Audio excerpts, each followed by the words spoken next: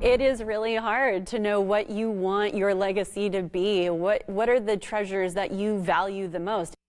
From little stuff like who gets your guitar to the big stuff like who gets custody of your kids. Just some of the considerations when you're making a will. And this month, there's a renewed push to get people to do that.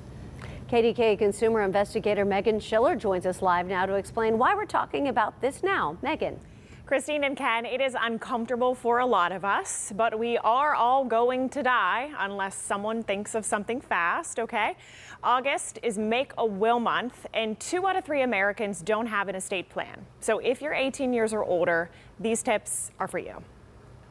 Young or old, rich or poor, if you die without a will, you leave your grieving family members to settle your affairs. I think it's important to remember what's at stake on this. Like, why is it important to have a will in place? And the fact is, if you don't have that estate plan in process, the state's default settings kick in. That means the state will decide who gets what. And Ashley Robinson from LegalZoom tells KDKA in some cases, everything you own could end up in the hands of the state. And as we know, that could lead to a lot of family drama, a lot of lost time and money. So it is really important to think about how to avoid that scenario and protect what matters most. Remember, a will involves 3 parts. First, your last will and testament, where you divvy up your treasures. Then there's the financial power of attorney. So that's when you nominate someone you trust to make financial decisions after you're gone. And instructions for medical staff to follow if you can't make decisions on your own. And also take a look at the 2 biggest misconceptions right there on your screen.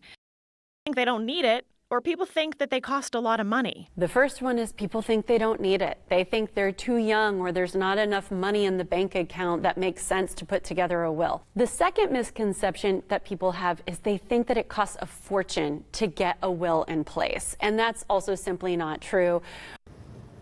So even if you want to change the will later, experts still suggest getting something in writing now, again, in the month of August. Ken, Christine? Yeah, lots of good info there. And Meghan, can people use one of those DIY programs online, or do they need to hire an attorney in person? If you Google search it, there is going to be a lot of things that pop up, a lot of these online programs out there right now where you can do this all from the comfort of your couch. Now, Robinson said she recommends a lawyer or one of the online programs that pairs you with a lawyer. She gave the analogy that, could you cut your own hair? Yes, you could, but, should you cut your own hair is what she said. Yeah, that makes sense. A good way of putting it. All right, Meghan, thank you.